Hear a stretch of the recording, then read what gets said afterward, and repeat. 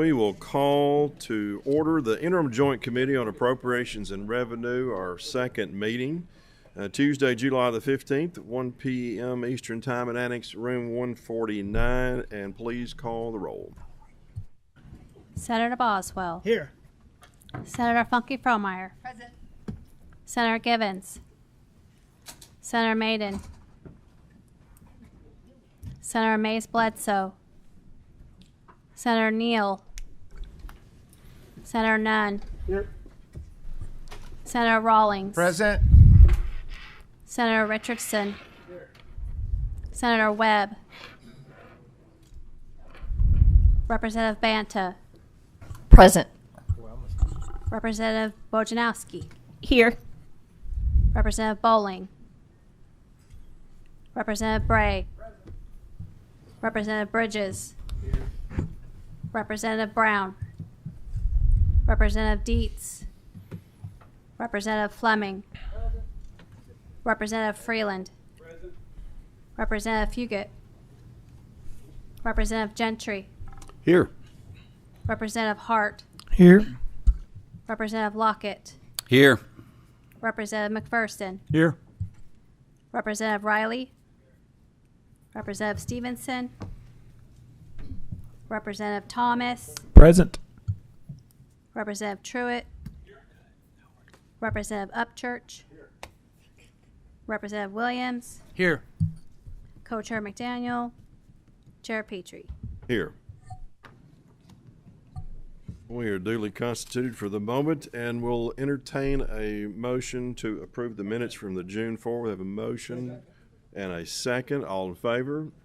Aye. All opposed? No opposed. Minutes approved. Number 3 on the agenda, we have history and trends of general fund appropriations, and we have the great honor and privilege of having Jenny Bannister, our Deputy Director of Office of Budget Review, and Seth Dawson, Assistant Budget Director, Office of Budget Review. Thank y'all very much for coming in and preparing this report. And make sure your green lights are really green. Make sure the microphones are close enough to you. Make sure we're on the right slide. And please tell us what you can about the history and trends of the general fund appropriations. Thank you so much. As Chairman Petrie was so gracious to introduce me, I am Jenny Bannister, the Budget Director for the General Assembly, and I'm joined by Seth Dawson, our Assistant Budget Director. Today we're going to walk through recent history and trends in general fund appropriations, what the numbers tell us, and what questions we might want to be asking as we move into the next budget cycle.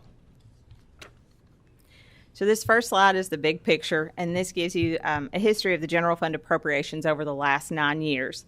These do not include appropriations that were made to or from the Budget Reserve Trust Fund. Just want to be clear on that. None of this stuff in our presentation covers that until we get to the last 2 slides. So from 2018, fiscal year 18 to fiscal year 26, we've gone from just over $11.3 billion to nearly $15.8 billion, which is about a 40% increase in appropriations over this time frame. The biggest single year jump was in fiscal year 22, which was right after the pandemic dip, and notable increases from that year going into 22 was a little over $400 million for the teachers' retirement system to continue to fully fund the actuarial required amount for that, $450 million in economic development, and then the first of our disaster funding pots, which was $155 million for WK Safe. So as we move into the next biennium, the focus is kind of be on 3 main areas: sustainability and resilience. Are current appropriation levels sustainable, especially for things like Medicaid and K through 12 as federal support levels fluctuate? Do we have adequate reserves or contingencies built in to weather economic slowdowns or unexpected cost spikes? The second is investment priorities. What are the state's top investment priorities? We need to define those and align the funding accordingly. And then, are we funding outcomes or just inputs? Where can we reallocate to improve efficiency or impact? And then the third is structural spending trends. Are we seeing structural cost growth that could crowd out discretionary spending over time? And where's the budget locked in due to statutory requirements, and where is there flexibility to be able to shift funding? Now, this next slide shows the rate of change over the same time period, so we can look at that and better understand when and why the budget grew and contracted. So fiscal year 21 stands out with a 2.9% decrease, and of course, that's our only contraction over this time. That was largely a result of the COVID-related uncertainty and the dreaded one-year budget, where we tried to keep things pretty flat. Not so dreaded among some, but it was a second of a one-year budget, yes. It was dreaded for our office. Fiscal year 22 rebounded pretty sharply with an 18% increase. This signaled the General Assembly's intent to reinvest and restore services. And then more modest growth rates in recent years suggest a return to normalcy, but margins may tighten as we approach the next biennium. Then this slide breaks down where the money actually goes. You can see K through 12 education and Medicaid account for the majority of the appropriations, and that the appropriations have grown steadily over time. K through 12 increased from $4.9 billion in fiscal year 18 to over $6.1 billion in fiscal year 26. That's driven by SEEK formula increases and pension contributions for the teachers' pensions. Since the public health emergency in 2020, Medicaid expenditures have shown consistent growth. The average monthly cost per eligible has increased from $615 in fiscal year 18 to just over $1,000, and that was through the third quarter of fiscal year 25. We don't have the end of fiscal year 25 data yet. I'm sorry, would you repeat that? I want to make sure I got those numbers in years right. Sure. Fiscal year 18, the average cost per member per month was $615, and through the third quarter of fiscal year 25, it was $1,034. And then the other thing I would like to note here is that the other category is kind of big, but it includes lots of small but critical functions for state government. They often get less attention, but they're essential to keep state government running like it should. Those include Cabinet for Economic Development, Energy and Environment Cabinet, Finance and Administration Cabinet, Tourism, Arts and Heritage, things like that.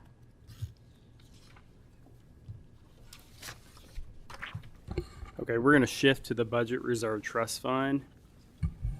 The legislature made one-time investments from the Budget Reserve Trust Fund in House Bill 1 and Senate Bill 91 of the 24 regular session.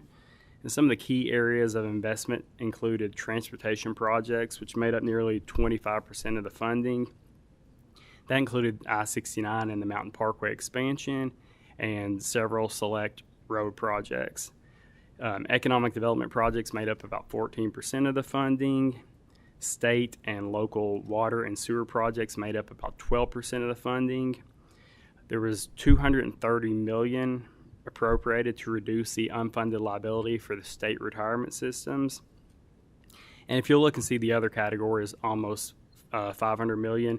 That included school construction and renovation, tourism initiatives, affordable housing, and investments in local government. There was additional support directed toward hospitals, post-secondary education initiatives, grants for nonprofit organizations, and the grant program from House Bill 9 for the 23 session.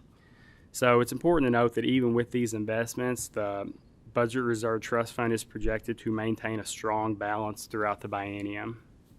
So if I may, on that, we've got House Bill 1 and Senate Bill 91 on the chart from 2024 regular session. And at the bottom right of your slide, we have FY24, which then would have been current year appropriation out of the Budget Reserve Trust Fund. And then we had the 2 years of the biennium, FY25 and FY26, and we're just now entering FY26. So there are additional expenditures still yet to occur from House Bill 1 and Senate Bill 91 in the 2024 regular session. We had about $3.1 billion plus come from those two bills to be spent over essentially 3 fiscal years. Is that correct? Yes, 2 full fiscal years and then a partial. Okay. And at the time in the 2024 session, when House Bill 1 and Senate Bill 91 were passed as one-time appropriations bills, the Budget Reserve Trust Fund balance ballparkish would have been around 5.4, 5.2, 5.5 billion. We have that on the next slide. Very good. Perfect. That's my last piece on that slide. Okay, so the final slide shows how the Budget Reserve Trust Fund has grown over time. So we started with 2011, and that's when the fund had no balance. If you move up to fiscal year 22, the balance had reached nearly 1.5 billion, which was about 11% of the general fund appropriations. Moving on to fiscal 24, the balance grew to about 5.2 billion, representing almost 37% of general fund appropriations. And the projected balances for 25 and 26 do include the investments made through House Bill 1 and Senate Bill 91. And that is all we have, unless you have questions. I thought you had 6 more slides. Is that it? Okay, all right, just checking, making sure. Did I say Representative Bojanowski, turn around? Yep, please. Gotcha. All right, thank you. I've read all of this and done a lot of looking and thinking. I do have a question back on the slide of the major categories of general fund appropriations. And in actual dollars amount on the year, it was $4.93 billion for education in fiscal year 18.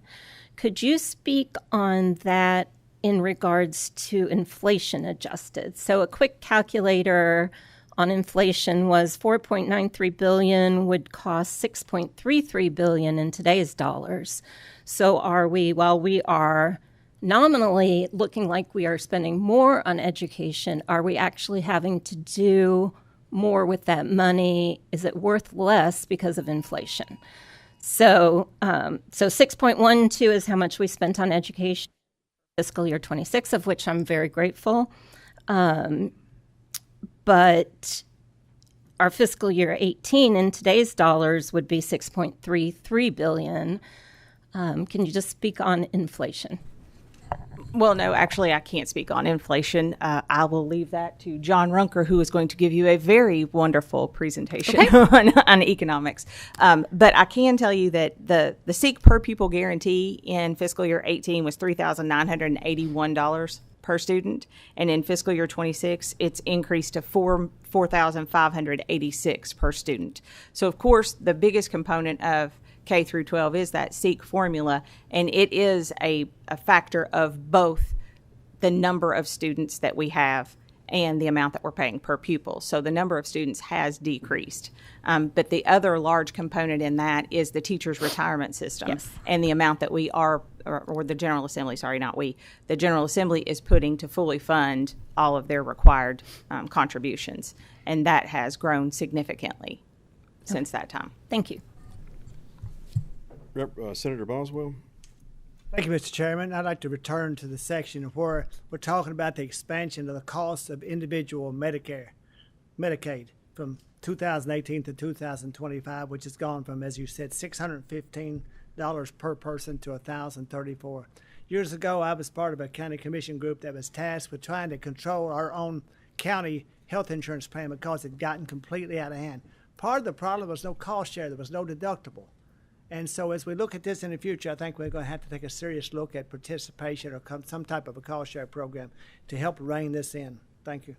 Yeah, and on those 2 points, I'll just comment that these programs, Medicaid and K-12 education, do not serve a consistent number of people from year to year. And you end up with Medicaid after COVID. Generally, states are seeing enrollment go down and costs go down. Kentucky's not experiencing the same. Right. And then on K-12 education, as Ms. Bannister noted, the population served in 18 through 26 will not be the same populations, and generically K-12 has been in a decline in population for some time, but yet our expenditures continue to go up more than just algebraically, more like exponentially. So just on those 2 programs, I always wonder what population is being served. Anyone else? See, no, thank y'all very much. You got off. Wait a minute, we got one more. Representative Fleming. Thank you, Mr. Chairman. I just want to follow up, Ms. Bannister, on the Medicaid. Do you have the cost broken down by particular program, traditional? I said you referred this as expansion. We got all the waiver programs. Any information in regards to those costs of programs that increased over the past couple of years? I do not have that with me, but we have that in our office. You do yes. have that in your office? Yes. Okay. All right. Thank you. Very good. Anyone else? See no further questions. You've got off still very easily, and very well done, and thank you for the slides. Thank you for the presentation. And you're more than welcome to stick around and co-present with anybody you so choose and they choose. On to it. I thought you might say that. On to agenda item number 4, disaster response funding provisions. We have the great pleasure of Katie Jenkins, Committee Analyst, Appropriations and Revenue, with a great slide deck and a lot of good information on disaster response funding provisions. If you will make sure your green light is really green, microphone is close enough to you, and you're on the right slides, and proceed, please. Okay, here we are. Good afternoon. My name is Katie Jenkins. In case you don't know, I'm a nonpartisan committee analyst for the Appropriations and Revenue Committee. In other words, I'm a bill drafter. Please keep in mind that as a bill drafter, my best work usually occurs behind the scenes. It's been a while since I've presented, okay? So please bear with me. I'm here today to give you an overview of disaster response funding. The information you'll see has been gleaned from research done using the Pew Charitable Trust, the National Conference for State Legislators, the Federal Emergency Management Agency, and my fellow LRC staff. As you can, let's go to the next slide. So, as you can see here, since 1980, Kentucky has had 92 weather disasters that each exceeded $1 billion. Severe storms account for more than half of the events, in both number and in cost. Of the 92 disasters from the previous slide, 77 of those were federally declared disasters. A federally declared disaster is a specific type of disaster that the President has officially recognized as requiring federal assistance under the Stafford Act. The Stafford Act allows the President to declare a national emergency and facilitates federal aid for disaster relief efforts.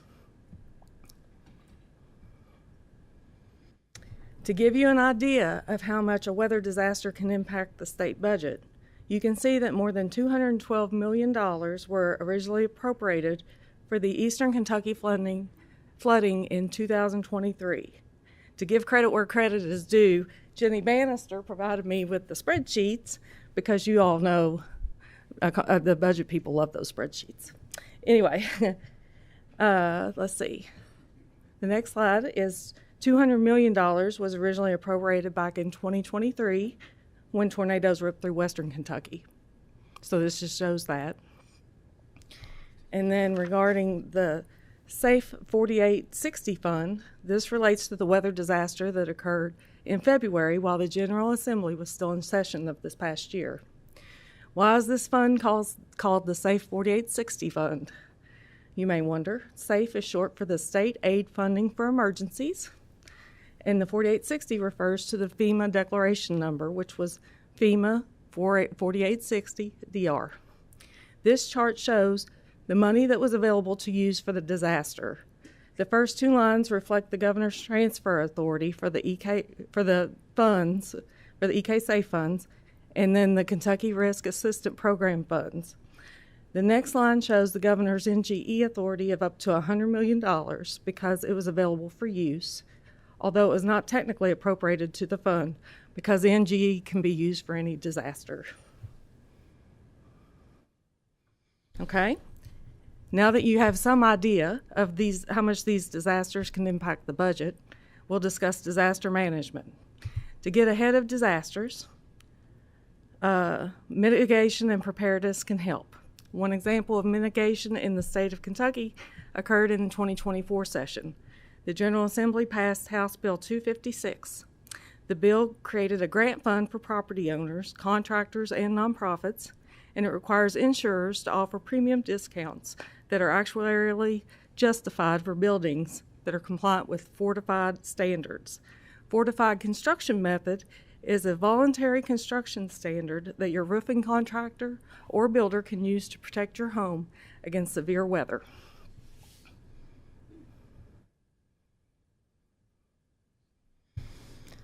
And then after a disaster, we respond and recover to the events. Federal, state, and local monies are used in response and recovery efforts. This slide discusses problems that states have, generally speaking. Most states do not have comprehensive data regarding all levels of government spending per incident. Kentucky has data regarding its state appropriations and expenditures, but does not have great data when it comes to local spending. Outdated funding approaches may include those approaches that have been traditionally used and are considered to be reactive to an event, such as supplemental appropriation after the disaster occurs or the transfer authority of the governor. These methods are effective, but they disrupt the budget and they can hinder planning. And as the weather gets worse, the frequency and severity of weather, the disasters increase. The federal government may reimburse the state for some of our disaster-related costs, which softens the blow, but reimbursement can often take years. This slide relates to data collection and reporting. Ideally, states would determine what information would be beneficial and then gather and report that information in order to get a good handle of exactly what is being spent both before and after a disaster event. To manage funding proactively, the General Assembly could fund a disaster account every year, and then it would be already available when the event occurs and would not impact the budget. Otherwise, the Budget Reserve Trust Fund can be used to minimize impact to the budget. This slide also talks about clearly defining the state's responsibilities as well as clarifying reimbursement policies. Hold on, my throat's a little dry. An example might be to enact legislation that explains clear expectations of what local governments are required to do in order to receive state funding or reimbursement, or to provide different levels of reimbursement, like maybe 50% or 75%. Maybe as a qualification to receive funding, the General Assembly would want a community to have sirens, or insurance coverage for the facilities, or identification of areas most prone to disaster in order for a community to receive money. Another example might be to create a revolving loan pool for local governments, which could be used to fund disaster needs, but be repaid after the immediate crisis is over. On mitigating risks, a Pew article stated that for every dollar the federal government spends on mitigation activities, taxpayers save an average of $6 in response and recovery costs. That tells me an ounce of prevention is worth a pound of cure. All of these are strategies that would improve risk mitigation. You can read through those. This just shows that Kentucky does have a division of emergency management. You can take a look at the KRS chapters 39A through F if you want to take a look at what it's been established to do. The Kentucky Division of Emergency Management has a website that has useful information for individuals who are preparing for various disasters and for those who have been through one and need to know what else to do. Now, South Carolina. In the Disaster Prevention and Resiliency Task Force meeting, one of the speakers there said that South Carolina was a gold standard when it comes to, for our region, when it comes to disasters. So I did a little research to find out more. South Carolina established an Office of Resilience. This slide shows its stated purpose. And then this slide just shows where you can go to take a look at it. It is amazing how much information their comprehensive plan has and what all it covers. I can't go over all that here. But a couple parts I can go over, right? Part of what their Office of Resilience does is work closely with its local governments. They have a disaster relief fund that requires the money used from it to be used to rebuild in a manner that reduces exposure of the community to future hazards and to reduce future losses. They also have a revolving fund that provides low interest rates for a buyout program for properties that are often affected by disasters or to complete restoration projects. South Carolina outlines the priority projects and can convert up to 25% of a loan to a grant if certain qualifications are met. Okay, and then this next slide just gives you a list of what they consider to be their priorities. So those get the money first. Now, also as part of their mitigation strategy, South Carolina has a safe home program for individuals looking to retrofit their own houses before a disaster strikes. This program also references the Fortified program for roofs like we did in Kentucky here in 2024, like I talked about earlier. Now, some of you may know sales and use tax is my usual area of expertise, so I had to include this as my last slide pretty much. Yes, we have exemption. Well, it's not really exemption, it's a refund. So Kentucky has made provisions for building owners who are repairing or replacing buildings damaged during a federally declared disaster to receive a refund of up to $6,000 for sales tax paid on the purchase of building materials they use. And with that, I'm done. And sorry if I went too fast. That is one of my things that I can't hardly control. So Very, very good, and thank you very much. And thank you for putting the presentation together. And the reason that I asked for the presentation, you already know this, but we have had, and we will continue to have, has been through all time, disasters, natural disasters that occur. And so when you look at back to the 80s or 90s or 70s or wherever you want to go back to, there were events that caused damage and loss of life. And how does the General Assembly, as a policy matter, respond or address those things? And so in your presentation and what you went through, there's a few things. The one about fortified building or roof repair building, we can incentivize better construction. And that's that one singular thing, a bill from 2024. And we may have some sales and use tax for after the fact, this. We may have some exemptions on income tax for people that come in and work during, but that's after the fact. And we can have safe funds and 4860 funds and all kinds of funds, yet again, after the fact. How do we respond? How do we respond? How do we respond?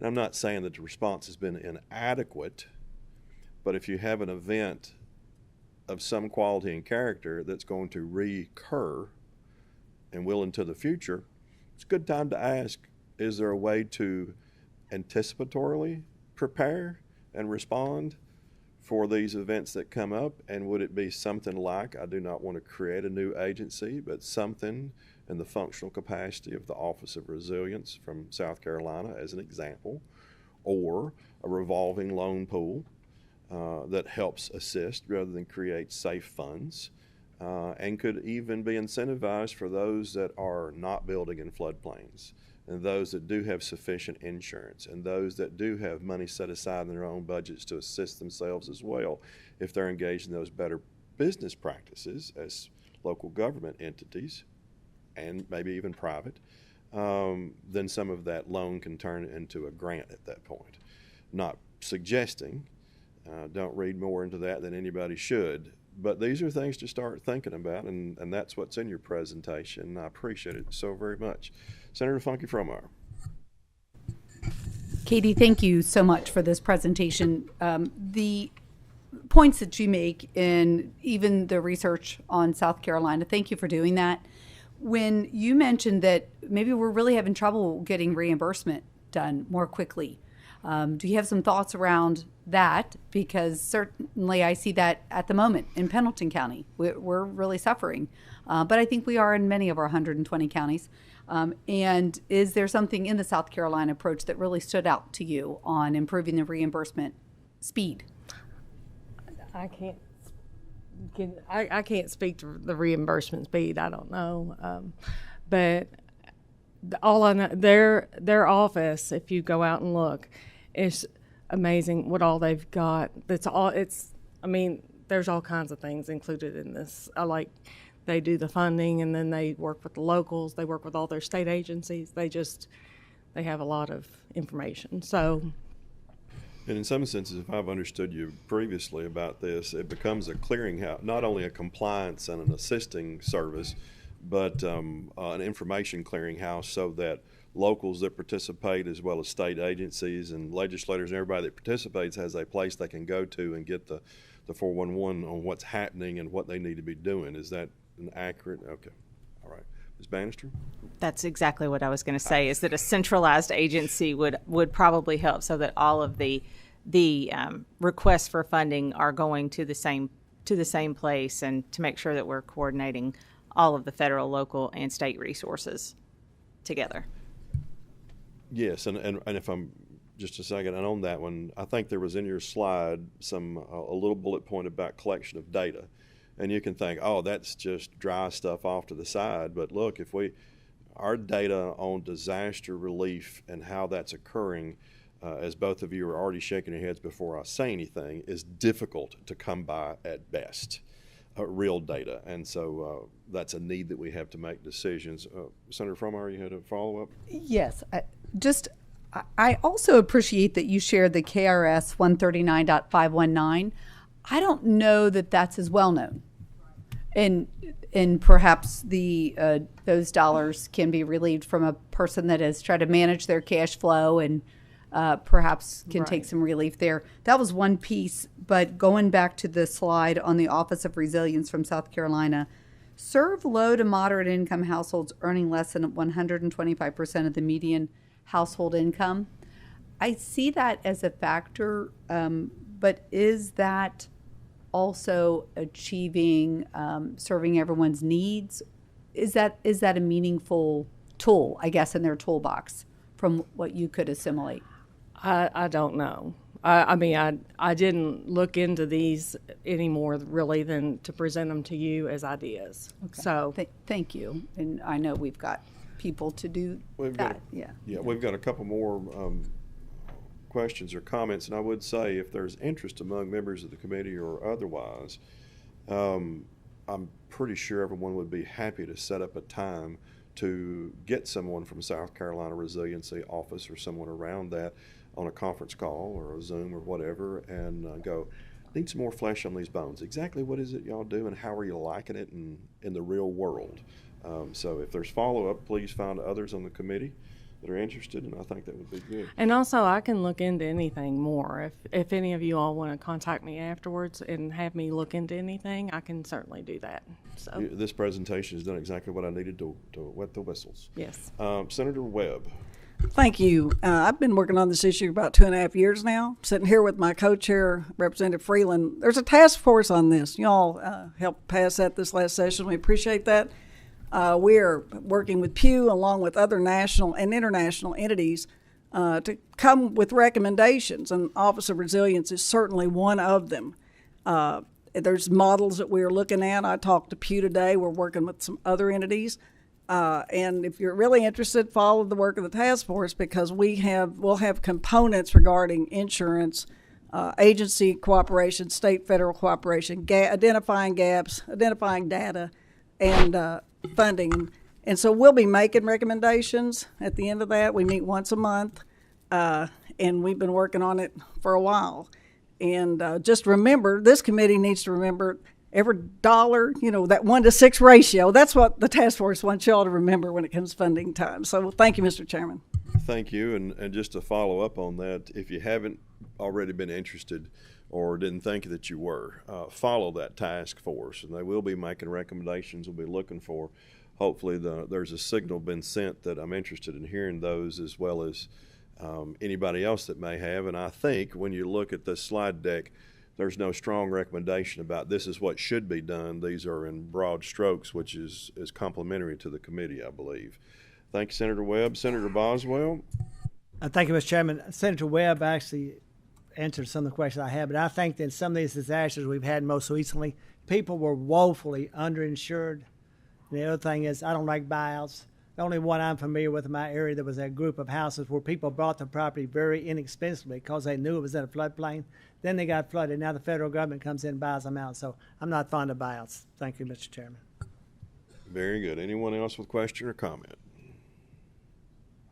Seeing no one, you got off easy. Thank you again, Katie. That was great. That's exactly what we were needing.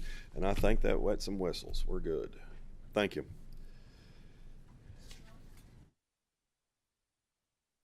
Next up on the agenda, we have number 5, a report from the Office of Economic Analysis. And I believe we have, to our pleasure, John Ronker from our own LRC, Economic Analysis, who's prepared an awesome set of slides for us to review some topics. And if you will, make sure your green light is really green. Microphone is close to you, close enough to you, and please proceed. Good afternoon, committee chairs, committee members. As Chairman Petrie indicated, my name is John Runker. I'm the Assistant Director for Economic Analysis here at the LRC. Some of you may know me, some of you may not. They let me out of my office today to come talk to you, so that's a step in the right direction. I've been tasked with quite a bit today, so I'm going to try to fly through this. We don't all like to sit and listen to the dismal science, so I'm gonna try to be quick. I've been tasked with generally 3 things today: to talk to you about the economy, U.S. and Kentucky, to talk to you about revenues, right? So you heard about expenditures. I'm gonna talk to you a little bit about revenues, mostly from a historical perspective. So we're gonna touch on the general fund and road fund, and then I'm gonna show you some interesting work that we've been doing in our office that you may or may not be aware of, but that I would like to raise your awareness about. Okay. So let's start quickly and talk about the economy. And I'm going to do this from what I call a 30,000-foot view, right? Lots of times we economists are guilty of sort of diving into the deep end and everybody gets sort of eyes glazed over. So I'm going to try to avoid that today. And we're going to talk about really just 6 major things that I'd like to look at: GDP, the unemployment rate, employment, unemployment insurance. Then we're going to look at something a little more obscure in the 10-year Treasuries yield, and then the CPI. So we had a question about inflation earlier. I'll get to that if you'll bear with me. So here you can see GDP. I've graphed them on the same chart, and in hindsight, maybe not the best idea. Left axis is Kentucky, right is the U.S. All I want you to glean from this is that GDP, or as we often refer to it at the state level, gross state product, or GSP, has continued to grow. In 2024, the growth rate for the nation was 2.8, and I believe for Kentucky it was about 2.4%. What I will say is that most consensus forecasts out there now are calling for slower growth in fiscal 25, in the range of 1.3 to 1.5 for the national economy. Okay. Something else that we economists often like to talk about, the unemployment rate. Here you see the unemployment rate for about the past 10 years or so, and you can see that generally speaking, the unemployment rate is moderated after the pandemic, and we're back down to sort of, I hesitate to call it that, but sort of natural unemployment levels. You can see, generally speaking, I've tried to use blue for Kentucky, okay, and red for the U.S., so 4.2% in the most recent reading for the U.S. and 5.2% for Kentucky. The other sort of flip side of that coin we like to talk about is jobs, right? Or in this case, U.S. non-farm employment. Again, this is the U.S. in red, about 160 million. You can see that it's continued to increase. Okay? Now I want to dive, if you'll give me an indulgence, I want to dive under the surface just a little bit and talk about something you might not be familiar with. This is something called the Job Openings and Labor Turnover Survey, or JOLTS, as we like to call it. And what I'm showing you here is U.S. job openings as a percent of total employment. Okay? And so what this is trying to get at is how much job creation is occurring in the economy. And what you can see is since about February of 2022, this rate has been decreasing. Again, red is national, right? So this, I'll get to Kentucky here in a second. You can see that that job creation rate, right, where new jobs as a percent of total employment has been decreasing. Okay, so there's a little something simmering under the surface here. Okay, blue, Kentucky, right? So this is, again, non-farm employment or jobs. You can see that it's continued to grow. We're at about 2.1 million as of the last reading. This is that same JOLTS data except for Kentucky. Okay, and you see the same sort of trend, right? Picture looks a little different. It's a little more noisy, as we like to say, right? A little more peaky and valley. But you can see the same sort of trend, right? From February 22 down to the current, or the most recent reading I have, which is April of 25, that job openings as a percent of total employment has decreased and is now down to about 4.6%.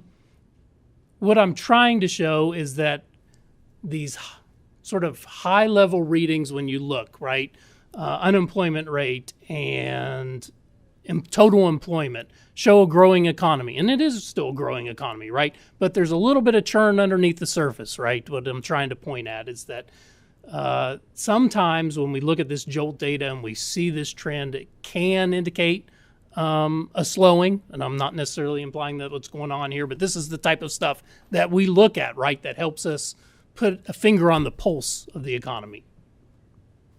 Okay, another thing we like to look at is UI claims. So this is unemployment insurance initial claims, something else economists watch really closely, right, because an uptick in claims can indicate that something, might be happening. And what you see here is sort of a modest uptick in claims. I've gone back to beginning of 2024 through current, and I've sort of thrown a trend line in there. I don't know if you can make it out on the screen. It's a really light dotted line.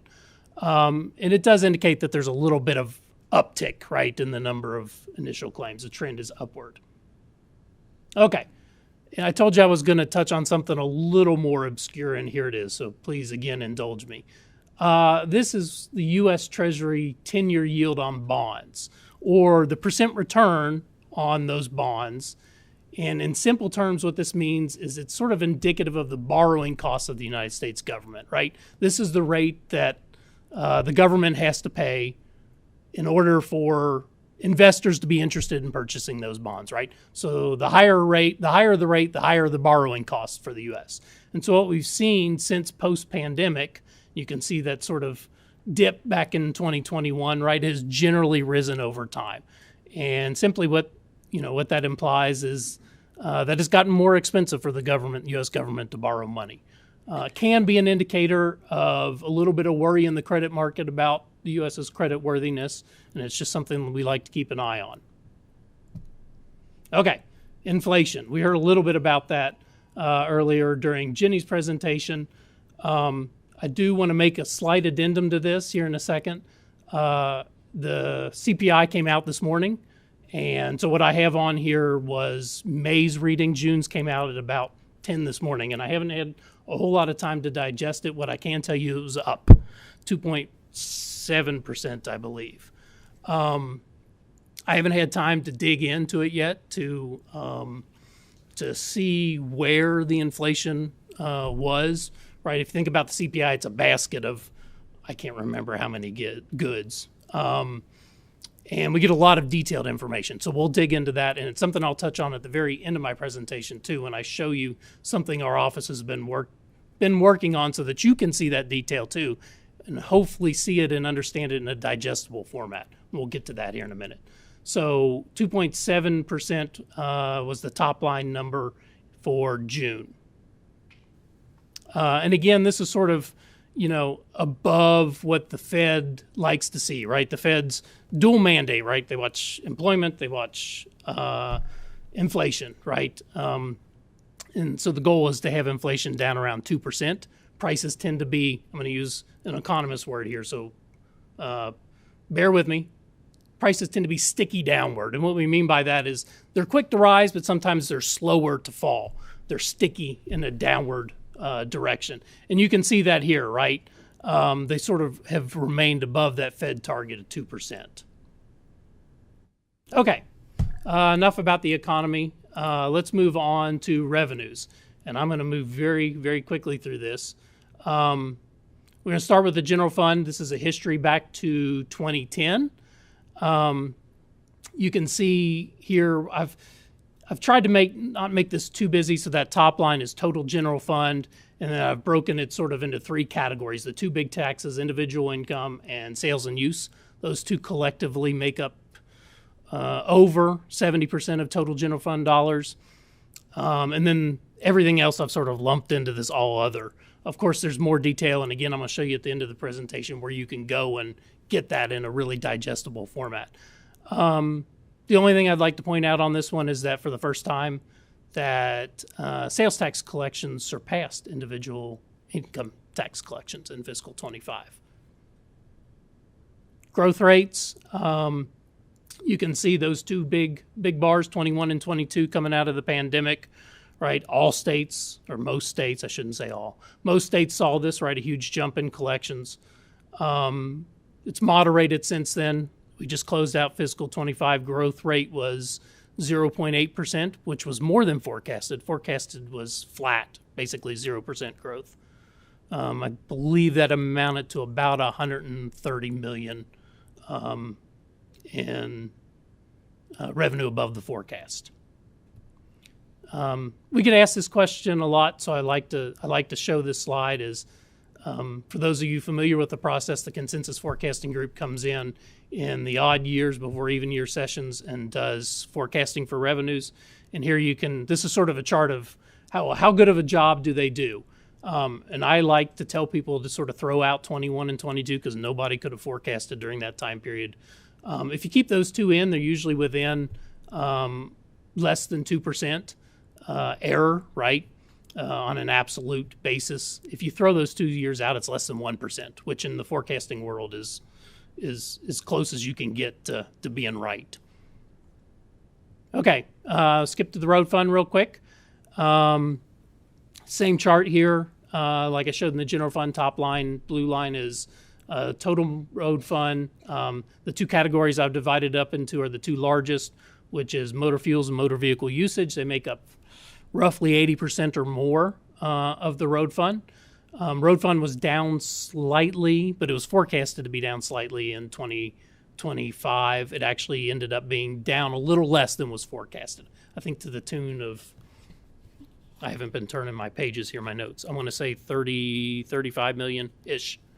38.5 million, sorry. Same sort of idea. Here you can see growth rates over the past 15 years or so. There's a little more variability in the road fund than we see in the general fund. And then how good is the CFG at hitting the forecast? About the same, around 2%. We don't see those same spikes in the road fund that we did in the general fund in 2020 and 2021. Okay, well, here's a little more detail on 2025, and again, I'm going to show you where you can get even more detail. You can see the two largest categories, sales and use, and individual income. Sales and use about 5.8 billion, individual income about 5.3. Major business taxes was the one I feel I need to point out because it was much larger than was forecasted. We brought in about 500 million more than was forecasted. Other than that, everything else was within reason of sort of what we expected. Same sort of breakdown for the road fund. Again, I indicated motor fuels and motor vehicle usage make up the largest percentage. Together, I think last year was 83% of the road fund. The other categories are pretty small, with the next largest, I think, being motor vehicle license.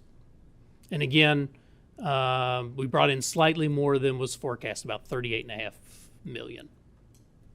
Okay, last thing I want to cover, and this is what I kept alluding to. This is a project that my office has undertaken over the past couple years, and that's hopefully meant to get you the information that you asked for in a more expedient and easier to digest format. So you're all familiar with the General Assembly's website. If you click on Legislative Research Commission and then click on Office of Economic Analysis, it's going to take you to this landing page. Okay, on this landing page, is a bunch of links to what we call interactive dashboards. Okay, and you can see those over here on the right. And I'm going to show you some static shots of one. I thought it would be too hard to sort of demonstrate them in a live environment. There's the website. If you want it, there's a direct link. And if you click on one of those, it takes you to something that looks like this. And this is the general fund. And there's also a companion road fund portion of which I won't show you. This is just a static shot. But this is interactive. You can go in and click on those items in the left-hand column. It'll give you more detail. You can click within the visualization, and it'll provide you information on the taxes and what they mean and all sorts of interesting information. This is updated every single month as soon as we get the general fund and road fund. The official document is released by the Office of State Budget Director. It's just a giant table, and we found that folks consume this better when it's in a more visual format. So we've tried to move in that direction. We've also tried to tackle some other things that we get asked for often. We talked about inflation. Here's the Consumer Price Index. This should get updated tomorrow. It just came out today. But there is a ton of detail in here. If you want to jump in here and see how the price of eggs have changed over the past 5 years, it's very easy. You would navigate over on that left-hand side, find it, and then it would repopulate the screen. And you can see not only how the price has changed, but how important is it in terms of its overall importance in the basket of goods, in the CPI basket of goods.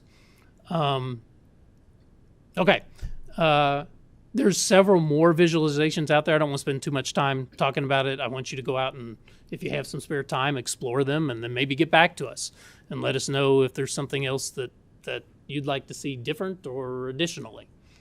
At this time, that concludes everything that I prepared. So if you have any questions, very good. Happy to entertain. Thank you, Mr. Ronker. And I would say that they've been working very diligently on that website and the information containing it for a good while, 2 or 3 years probably. And have continued to hone it down and make it better usable, better information, more information. And I know that they and I remain open to any suggestions about other things that are of importance to anyone in the General Assembly or the public. And this is just trying to make information more accessible. Yes. So that if you want to know what the trend of sales tax, the trend of income tax, the road fund, or what kind of numbers are associated with, okay, there is a handy dandy website that is catered to answer those types of questions. So I encourage everybody to go visit that. Try to crash the site as best you can. Everybody access it at one time. All right. Anybody got any comments or questions? Senator Boswell. Thank you, Mr. Chairman. I'm interested in this number 4 here on your list of 6 things, major things. Unemployment insurance claims. So I do have a question about that. So, the legislature tightened up the whole issue with unemployment, required people to go out and put applications in. But when people file their initial claims, what I have found, like for example, we had some major layoffs from some of our distillers. And I found these people are having difficult receiving their unemployment insurance because they can't go into an office. It's all required to be on computer. If you miss one little box, you receive no unemployment. The adjudication claims are 6 months behind. There's some efficiencies going on. But so my question to you is, when you get this data, is it based on initial claims or ongoing claims? This is the initial claims data. There is ongoing claims data, yes. What I've showed you here is initial claims data. Thank you. Representative Bosnowski. Yes, thank you. So my question's in regard to the general fund history and specific to the income tax decreases that we made. Is there something that is offsetting that in individual income? I mean, is there something rising as we do the tax cuts? Because just in looking at the numbers, it looks like we are having more income taxes than you would warrant just based on those numbers and those reductions. Sure, that's a good question. 2 things I would point out, and I don't have the date sitting in front of me, but the General Assembly did pass a pass-through entity tax, and that will show up in the official OSBD receipts report in the individual income tax category. Okay, And hold on, I can tell you, I do have it sitting here. I want to say in 2025, it was, well, let me look instead of speculating. Give me just a second, please.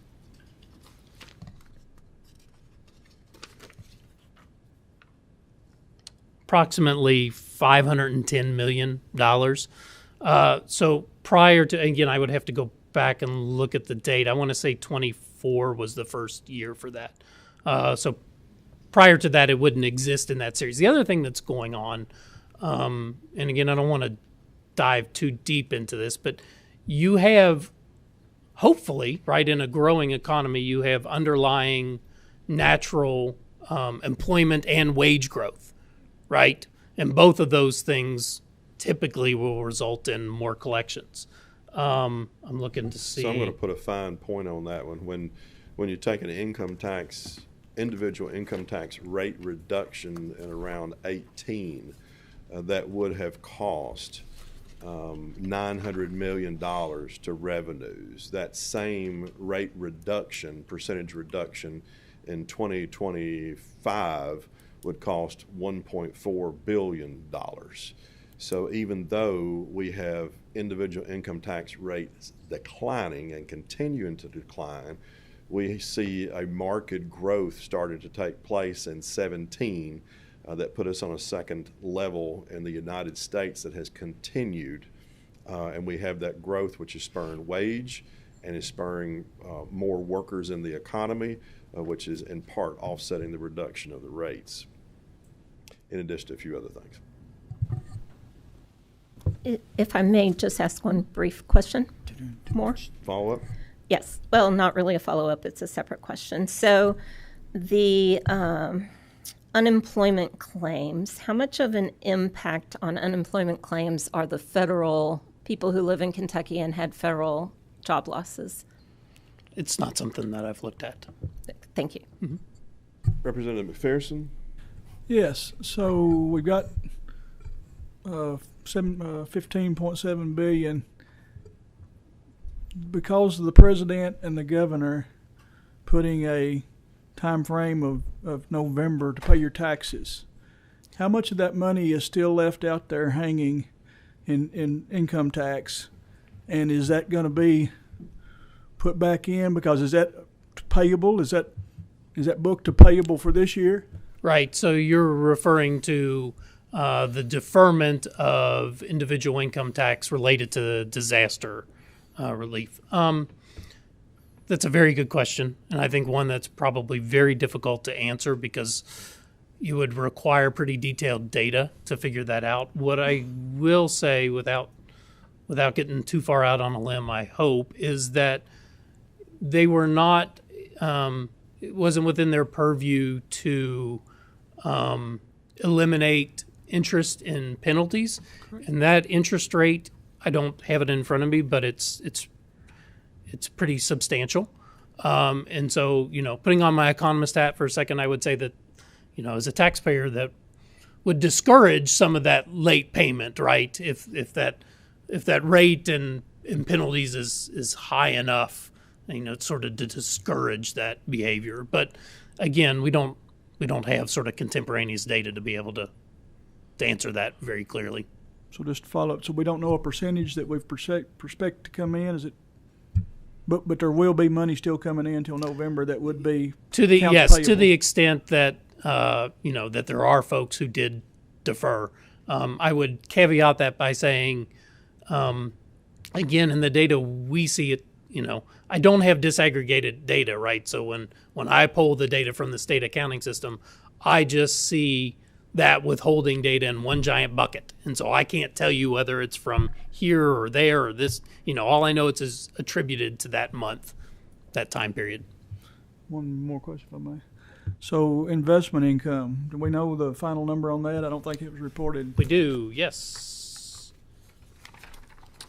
For the general fund, investment income was $322.995 million. It's almost $323 million, which was I do believe, above the CFG forecast. Yeah. Thank you. Representative Fleming. Thank you, Mr. Chair. I wanted to ask in regards to employment. There's been obviously comments about the potential of loss of healthcare workers to around 33-ish thousand people. How much of an impact would that be? I know we have over 2 million in total employment, you mentioned. And given that, combined with House Bill 200 that was passed a little bit ago in terms of increasing the workforce for that particular sector, is that something that y'all will go through and include in your calculation or review? No, it's not something we have looked at, although I will say there is disaggregated data out there that does look at employment both by industry and or job title. Problem is it's sort of lagged data, so it's not going to tell us anything about anything that's going on currently at the federal level. Okay. One more question, Mr. Chair. Thank you. Would you mind going back, I think, one slide? Deals with total employment. Just for my clarification, actually go forward. Sorry, that one? Yeah, that'd be fine. Just for my clarification, total employment means total that individuals are occupying a job as well as that's available. Equals total employment. And then you said Kentucky jobs openings. You mentioned also that it's a gauge of looking at new job creation. To me, that also includes existing jobs that are open as well. When you say job creation, that wouldn't be considered creation. That'd be more of replacement. So could you give me a little clarification, make sure I'm clear? It's some of both, right? So openings can be creation and it can be purely an opening, right?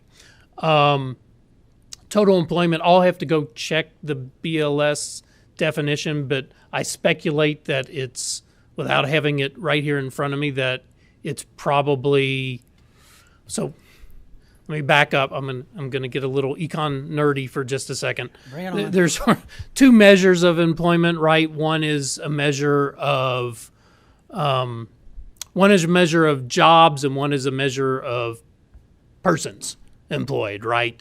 And so I'm not quite sure what the denominator here is, whether it's, and they can be, think about it, they can be pretty different, right? John Runker, although he currently only holds one job, right, would show up in both of those surveys as one job and one person employed, right? But if John was moonlighting, which he's not, he would show up as one person employed but holding two jobs, right? So he'd show up twice in the job survey, the CES. And I'm not quite sure what the denominator is. I'll have to check with it. My guess is it's total non-farm employment, the same measure I used in the previous slide. Thank you. So I'm going to take off my economist hat and go over to the chairman hat, and we're going to conclude this one. But I would encourage everybody to look at the website that he's referenced. If there's ways to improve it, that's what we're seeking to do. And please take this caveat. Every set of data and every tableau and everything that's on that website and anywhere else, you can use it for your own purposes or you can understand it on its purposes. Try to do the latter rather than the former. Thank you very much. Next up on the agenda we have number 6, updates from the Council on Post-Secondary Education. And in particular, someone just mentioned this, House Bill 200 on the healthcare workforce investment, and then another bill that has passed just very recently on not only healthcare workforce, but now on aviation related. So if each of you will introduce yourselves for the record, please. Make sure the green lights are really green and your microphones are close to you. Introduce yourselves for the record. Leslie Sizemore, Vice President for Workforce and Economic Development for CPE. Very good. Michaela Steverson, Program Manager for Healthcare Workforce Initiatives. Very good. Miles Ferroli, Senior Associate, Workforce Initiatives at the Kentucky Council on Post-Secondary Very Education. good. Thank you all for coming in. And if each of you will raise your right hands, do you swear or affirm to tell the truth, whole truth, and nothing but the truth? Yes. Yes. Thank you very much. And if you will, please proceed on the 2 updates. Chair Petrie and Chair McDaniel and committee members, we thank you for inviting us to come and present today to give a report on the progress that we have made on implementing these very important programs. We also appreciate the trust and the faith that you have displayed with allowing CPE to be the agency that is really being the boots on the ground with this great workforce development project. If I may, I'd like to extend a great thank you to Representative Fleming, who has given us a lot of guidance with the implementation of these tasks. We really appreciate the efforts that you have made along these lines. First off, we want to talk about how Kentucky is really leading the way with these public-private partnerships with regards to workforce and economic development. Many states are really looking to us to guide this work. We have had numerous contacts from different states asking us to answer questions and to help them as they build out their own public-private partnerships. And the work that Kentucky has done has even inspired federal legislation in the form of H.R. 9812, which has created the Healthcare Workforce Investment Act. These projects are leveraging private sector expertise and resources, and that's very important. These partnerships are proven methods not only for economic diversification, but it's also just a great way to attract investment and talent to regions across the state. Now, you all have entrusted us with 2 of these funds. The first one is the Healthcare Workforce Investment Fund. That's led at CPE by Michaela, and the Arrow Act. And though we're not as far along with that, we've made a lot of progress, and that is led by Miles. So I'm going to turn this over to Michaela to talk first about healthcare, and then we'll go to Miles. All right. Well, first of all, it's a privilege to be here today to just share the success of what you all passed a couple of years ago. I always warn Leslie I get a little too chatty, so I'll try to stay concise today, and then we'll be happy to answer any questions in the aftermath as well. It is key to note that we only started the implementation about 1.5 years ago, and as of July 1st of 2024, we actually started accepting applications. That's barely 1 year ago now at this point. And what we have seen is an overwhelming success. I might be a little biased, but we have gained a lot of traction and momentum with this work, and it has, if anything, continued to grow. What you'll see on the screen is that over 3 different rounds of partnership proposals, and those partnership proposals are submitted to award full tuition scholarships to Kentucky students in healthcare training programs. We received 80 proposals across those 3 rounds, and we're actually eligible to award to 74 of those programs. What you will see in your packet is more of a breakdown by programmatic type of the student impact. We'll dive a little into that today as kind of our greatest points of impact, but over 1,000 students in Kentucky between now and 2030 will receive a 1 or 2 year full tuition scholarship just from this first biennium's appropriation, which is incredibly exciting. And so far we still have work. Wait a minute. You're thinking that there may be another. Wow. I'm just clarity. All right. I guess time will Sorry, tell. So for this appropriation, though, we are excited that so far in 12 months, we've had over a $17.5 million impact once you have that public-private match. Not only are we excited that so many of our 4-year public institutions coming to the table to apply and receive funding, but I really want to point out on this slide that we had 3 independent EMS training programs come to the table and were awarded funding as well. About 10 or so partners came to help fund those partnership proposals for those smaller EMS services, and you'll see in your packet a more of a breakdown on what that impact and monetary value is. But I will tell you, they were some of the most excited to receive this funding since they do need maybe just 1 or 2 employees to fund their paramedicine program needs. Also, you'll see we had 9 healthcare training programs at 6 of our independent institutions. Those are our 4-year private institutions that we refer to as our IQ institutions, and they were also really thrilled to receive this funding. Also, part of the statute, we knew that Representative Fleming really wanted us to pay attention to those employers coming to the table that had 50 or fewer employees. We knew they were some of the highest needed to be able to be funded and receive that employment on the back end of helping fund the training of these students. Out of the 39 healthcare partners during the past 12 months that have come to the table, 11 of those are actually 50 or fewer employees. And so we are excited to continue the work to kind of recruit and retain those employers continuing to come to the table. Some of them may have received a $10,000 award, but to them that was a great impact, knowing they only had to put up $5,000 to train maybe 2 or 3 employers later down the road. And then, of course, this is a map we have shared previously with a few of you on the committee. We went and added not only the location of the healthcare training programs across our state to show the representation and geographic distribution of where we're training these healthcare students, but also we added an icon for each independently, or unique, I should say, healthcare partner that came to the table. We wanted to show that our committee, our steering committee that's 10 people in the industry and government, really focus on not only allowing us to key in on that golden triangle where we know there's need, but we also wanted to focus on Southern, Western, and then especially Eastern Kentucky to make sure we were making awards really intentional and where there was the greatest need in healthcare. So for my last couple of slides, I want to focus more on there is a lot of work to still be done in this area. We know from this chart, and there's more, of course, in your report, the student impact is greatest in nursing, but we have seen across the other 16 eligible programs, many come to the table, and we have seen rad techs, paramedics, social workers all be funded through this initiative already. What we want to do, though, is continue to make sure we're looking at the reports from the Kentucky Hospital Association, our KY stats, and making sure we really understand the greatest vacancy needs. And now in the future, as we're finishing out this biennium, making sure that the funding we have remaining in this pool is really intentionally going to where those greatest vacancy gaps are.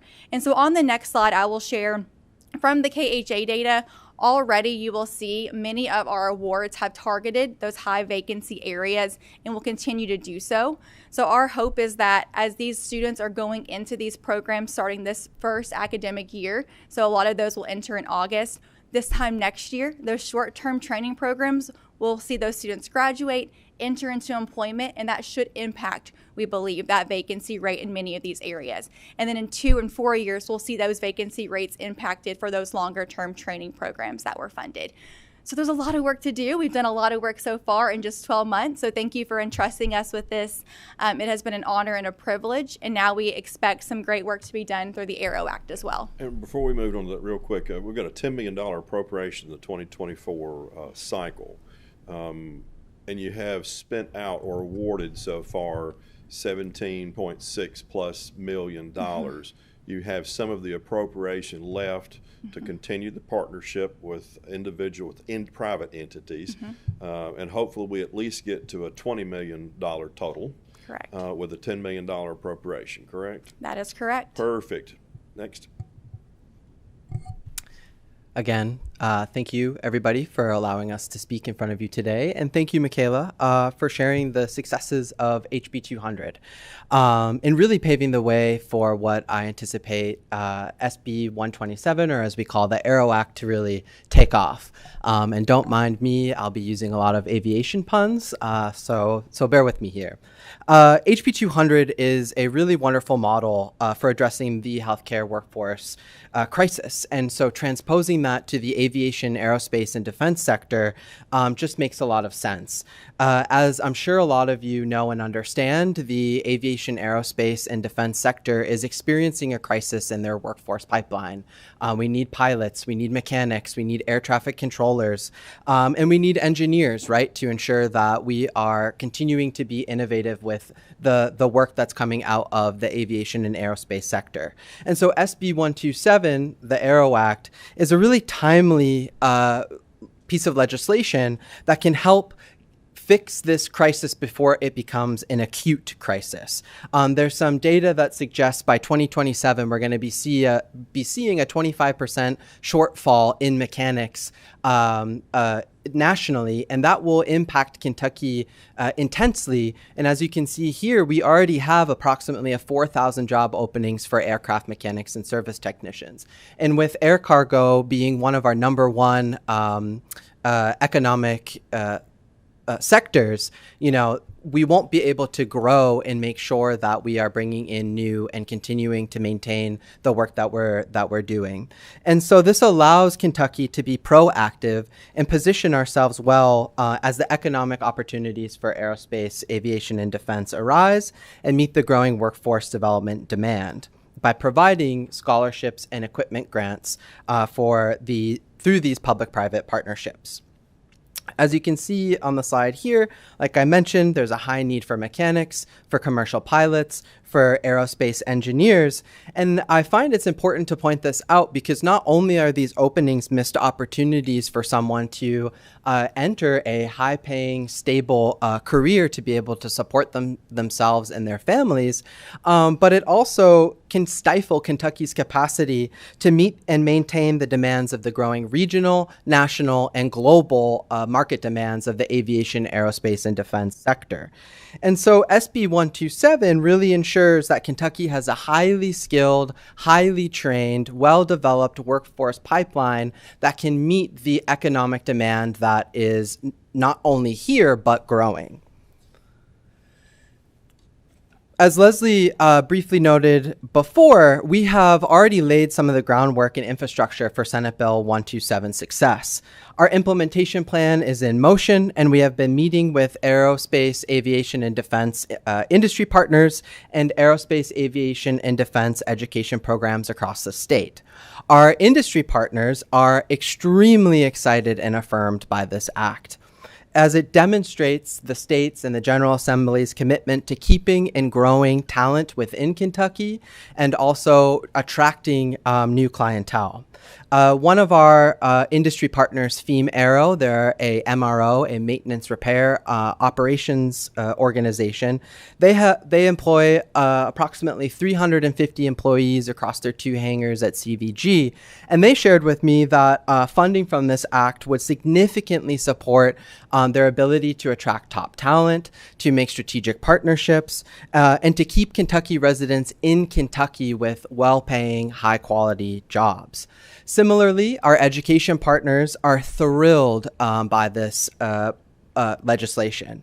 They're able to utilize these scholarships as a potential marketing tool to recruit new students who have perhaps gotten their CTE in their high school vocational program, but then there's also an ability and a capacity to recruit students who may be stuck in a job that's not as well paying, or they're feeling sort of stagnant, and to be able to retrain or upskill will position them to not only have a living wage, but a thriving wage. And so one of our education partners had said that one of her students who graduated from the aviation vocational program, within 5 years of graduating the program, was making a 6-figure salary and was able to stay in the hills of Eastern Kentucky, right? So these are intergenerationally life-changing jobs that are here, not just for the individual, but are able to pour back into their local economies. We're also in the process of soliciting nominations for the Aero Act Advisory Committee. We're ensuring we have a robust committee that will provide advice and expertise for where the field is at and where it's going, to ensure that we're aligning our workforce pipeline with what's happening at our higher education institutions. Because we really want to be able to meet where the field is at, but where it's coming. And so, in all honesty, we're sort of just in a holding pattern until decisions about funding are made so that we can move forward with our implementation plan and start soliciting some of these proposals and enact them in the very similar way with the Healthcare Workforce Investment Fund. And with that, I'll hand the mic back over to Leslie. Okay, so future directions. I would be remiss if I didn't say that all future directions with initiatives at CPE are really stemming from our North Star, which is our 60 by 30 goal. We want 60% of all working age Kentuckians to hold some sort of meaningful post-secondary credential by 2030. We're making a lot of progress toward that goal, but these funds definitely speak to and assist with our successful goal meeting with that particular initiative. Now I'm going to talk about the Healthcare Workforce Investment Fund and the Arrow Act. We have already been able to do some great work with healthcare. And Michaela and I didn't plan this whole green thing, but it's the color of money. So we figure that's the good place here in this committee to talk about and ask.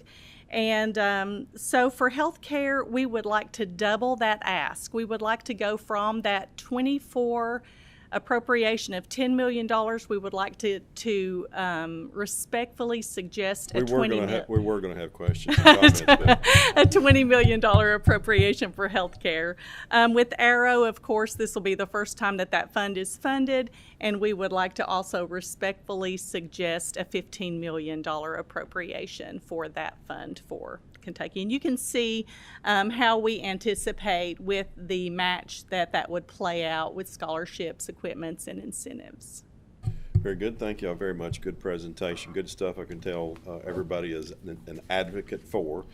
We are going to be tight on time because we have one more issue with two subparts in it. Senator Co-Chair McDaniel, I think you had a comment or question, though.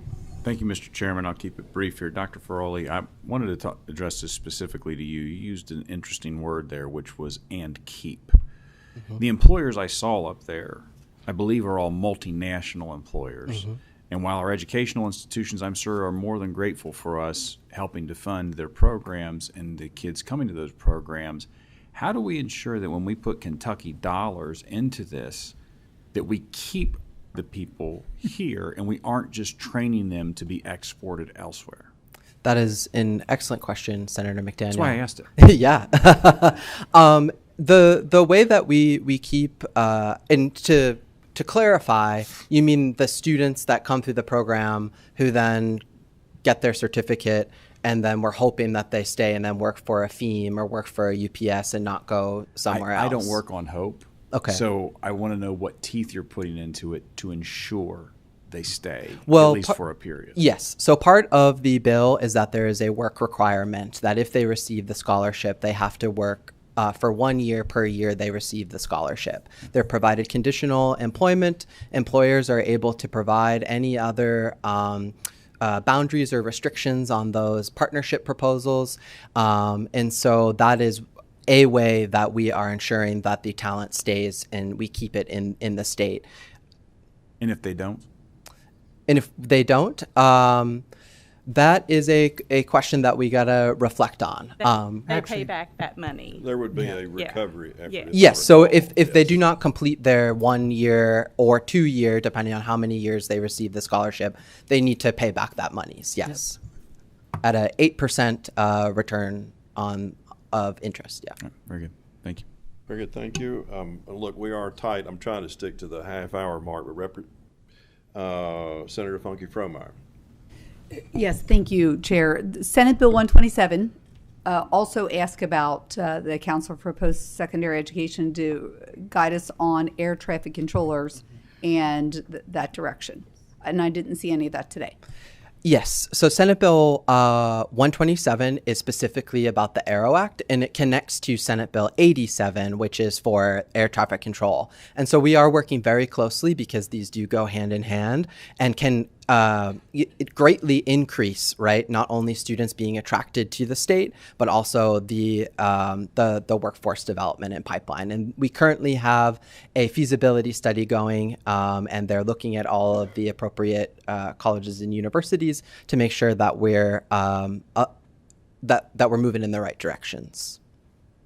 Very good. Thank you. Very good. Thank you for the presentation. Thank you for the information. If anyone's got questions, please follow up. I think they enjoy this program and are advocating for it. Thank you all. Last up, we have a budget allotment modifications. I think we have two that we're going to be discussing very quickly. And I know I see Secretary Knoll there. If you want to go ahead and take yours up first.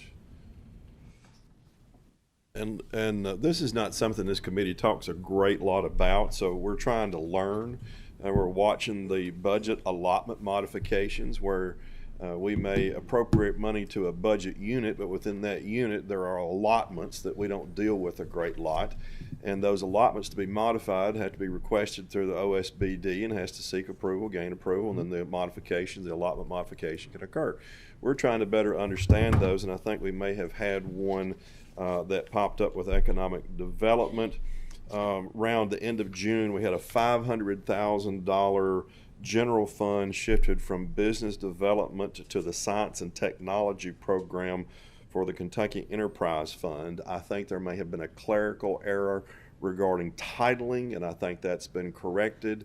The first question is will there be any amendments to the modification request itself so that record is clarified and corrected also? That's a great question. We had exchanges with the offices from our accounting office, and I think they understood that was taken care of. What I'm going to do is go back and make sure and double check to say, is there any other additional paperwork or modifications that's needed? So what it would be is to protect the record. So Yes, 6 months to 16 months from now, somebody goes back and looks at that, they can see a record that is accurate. Look, we all have clerical errors, so I just want to make sure the record is protected. Absolutely, and I'll give you my word, I will double check on that and get on it as soon as they get back to the office. I have no doubt about that. There are some other questions. We're going to run tight on time, but a concern is this, and it's $500,000, so not a great lot of money in the big scheme, but I think, whether intended or not, this $500,000 being removed from one allotment to another allotment would also net effect go from a fund that doesn't have carry forward and would otherwise lapse to be pulled into an allotment that does have carry forward, so that budget unit would continue to utilize the money even though it should have lapsed in its original allotment. Is that the net effect of this move? Mr. Chairman, I think first I'd have to go back to KRS 48 and look at the provisions which allows us, as I understand it, to monitor our budgets from day one, which we do. Every week and every month, to know where we are from a budget perspective, and if we've got some available capacity, where do we have, in discretion, following the right programs and the right process, an opportunity to use those funds to meet our core mission as an organization, which is what we did in this particular situation. And what we did was invest in a program where we invest in businesses that have been awarded federal funding, and that federal funding does require a match. And in this particular case, it's about a $7.50 for every dollar we invest. So we followed the procedures, we followed the process. So in answer to your question, I felt like we followed appropriate methodology in doing what we did. Yeah. So I understand the answer, and my question was asked carefully, not to box you in. The net effect rather than the intended effect. So did it move it from this modification of allotment, move it from an allotment that did not have carry forward and would have lapsed to a carry forward allotment that will not lapse? I believe your statement's correct, Okay, Mr. and so Chairman. regardless of whether that was intended or by purpose or design, that's not the question. No. That was the net effect. Just want to make sure that everyone understands we're reading these things and trying to understand them better. And from a budgeting standpoint, when we try to plan, this is a relatively small dollar figure in the big picture. But when we have money moved that changes its carry forward character, it affects how we engage in our planning mechanisms. So unfortunately, you're here first, and thus there was no question about intent, design, or anything. It was net effect of the move. I want to make sure that everybody understands for future purposes, we're continuing to look at these and see if that's a net effect. If we continually see net effect patterns, then it becomes a question of intent, design. And I would welcome anybody in this committee, and yourself included, when you see something like that, to give me a call.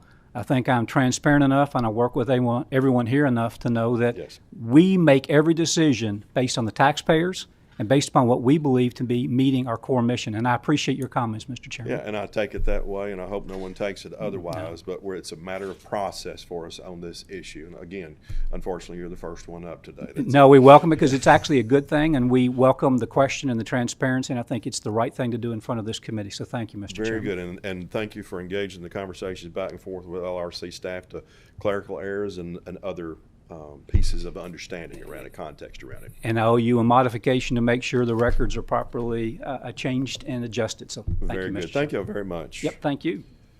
Second up on the budget allotment modifications, we have Lisa Dennis, Commissioner, down, and Andrea Day, Director, Division of Child Care.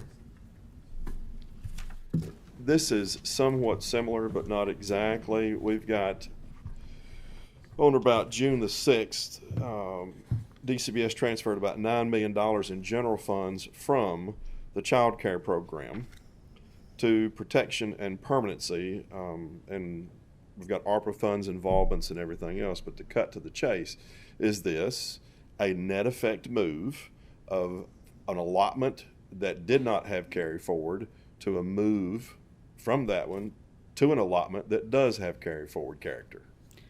No, sir. Okay. And then why take $9 million from child care? So the department spent all of the enacted child care budget. The $9 million was a continuing appropriation that was we again, like Secretary Noel said, we monitor our budget continually and make adjustments as needed. And again, as he referenced, KRS 48, that statute allows for continuing appropriations. So what we had general fund continuing appropriation from the Early Child Care Assistance Program from fiscal year 24 that was available and had not lapsed from the prior year. So the funding, again, was moved from that continuing appropriation to support the P&P budget. Yep, and I understand the statements. Is there anything else that you want to add? Okay, so we're still showing that $9 million, and I understand the continuing appropriation. I'm not sure that's exactly how we're reading the same budget item. I would really like it if you would be agreeable to talk with our budget director, Jenny Bannister, and make sure that we understand full details about the move of $9 million from child care over to protection and permanency, whether there was a continuing appropriation or whether there was a lapse and a few other issues. Fair enough? Yes, sir. Are you agreeable to do that? Yes, sir. I appreciate that very much, and thank you both for coming in. That concludes the items on the regular agenda that we would normally discuss, plus the budget allotments. We've got correspondence received. It's always exciting, and I would suggest that you do look at it. I somewhat say that sarcastically, but really not. It is very interesting stuff. You get down into it. Reports received, Katie Jenkins, and I know she's always willing. And guess what? Our next meeting will be August the 20th at 1 p.m. back in the same place, same time, same location exactly. But this next time in August, Senator McDaniel will have an exciting agenda for A&R. So I welcome you all to come back then and engage. Thank y'all very much.